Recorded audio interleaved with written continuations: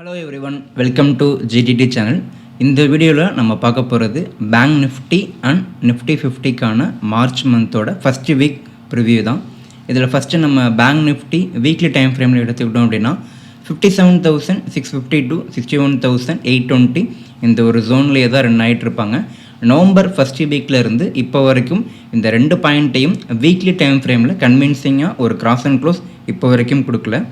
பிப்ரவரி மந்தோட first week, அதாவது budget வீக்கோட கேண்டிலுக்கு அப்புறம் 3 இன்சைடல் கேண்டில் ஃபார்ம் ஆகிருக்கு. ஸோ பேங்க் நிஃப்டி ஹையை வீக்லி டைம் ஃப்ரேமில் பிரேக் பண்ணி கன்வின்சிங்காக க்ளோஸ் கொடுக்கணும். ஆர் அதர்வைஸ் லிக்விடிட்டி கலெக்ட் பண்ணுற ரேஞ்சுக்கு வந்தாங்க அப்படின்னா ஒன்ஸ் அகெயின் 58,800 to 59,230 அந்த ஒரு ரேஞ்சுக்கு சின்ன ஒரு ரீடெஸ்ட் வரலாம். ஸோ அங்கேருந்து எப்படி ரியாக்ட் பண்ணுறாங்கன்றதை பேஸ் பண்ணி தான் மார்க்கெட் நெக்ஸ்ட் மூவ் என்னன்றது பார்க்க முடியும். அந்த ஒரு ஜோனில் சப்போர்ட் எடுத்துகிட்டு மறுபடியும் ஆல் டைம் ஹையை பிரேக் பண்ணுற ரேஞ்சுக்கு வரலாம். ரொம்ப ரேர் சினாரியோ அந்த ஒரு ஜோனை பிரேக் பண்ணாங்க அப்படின்னா ஒன்ஸ் அகெயின் 57,650 வரைக்கும் வரலாம். பட் அதுக்கான ப்ராபபிலிட்டி ரொம்ப ரொம்ப கம்மி தான். பட் 57,620 to 640 அந்த ஒரு ஜோன் ரொம்ப ஒரு ஸ்ட்ராங் சப்போர்ட் ஜோனாக இருக்கும். ஸோ அங்கேருந்து மறுபடியும் ஒரு ஆல் டைம் ஹையை பிரேக் பண்ண பேங்க் நிஃப்டி ட்ரை பண்ணுறதுக்கான சான்சஸ் ரொம்பவே அதிகமாக இருக்குது. ஸோ டே டைம் ஃப்ரேமில் பார்த்தோம் அப்படின்னா 59,790 to 61,770, அதாவது உங்களுக்கு பிப்ரவரி மந்த் தேர்ட் பிப்ரவரிக்கு அப்புறம் இப்போ வரைக்கும் அந்த ஹை அண்ட் லோவை பிரேக் பண்ணவே இல்லை. ஸோ அந்த ஒரு கேண்டில்லையே தான் 1 மந்த் ஃபுல்லாகவே உங்களுக்கு ரன் பண்ணியிருக்காங்க. ஸோ ஏதாவது ஒரு பாயிண்ட்டை உங்களுக்கு பிரேக் பண்ணால் மட்டும்தான் ஃபர்தராக உங்களுக்கு மூவ்மெண்ட் அப்படின்றது டே டைம் ஃப்ரேம்லேயே நம்ம பார்க்க முடியும். ஸோ இதுதான் பேங்க் நிஃப்டிக்கான அப்கமிங் வீக்குக்கான ப்ரிவ்யூ.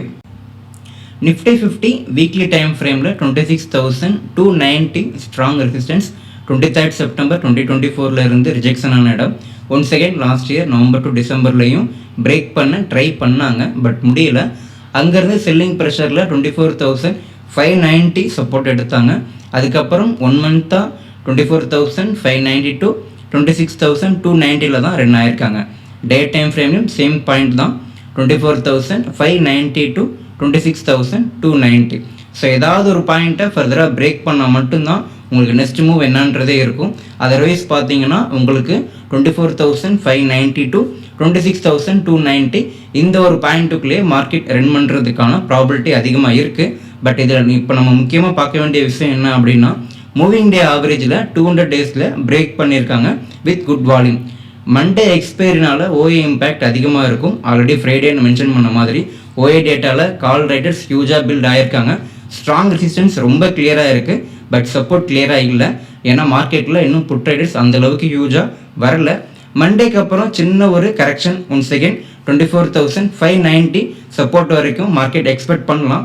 அங்கேருந்து மார்க்கெட் எப்படி ரியாக்ட் பண்ணுறாங்கன்றத பேஸ் பண்ணி தான் மார்க்கெட்டோட அடுத்த மூவ் எப்படி இருக்குன்றதை நம்மளால் ப்ரிடிக்ட் பண்ண முடியும். ஸோ இதுதான் நிஃப்டி 50க்கான அப்கமிங் வீக்குக்கான preview. Hope you like a video. Thank you.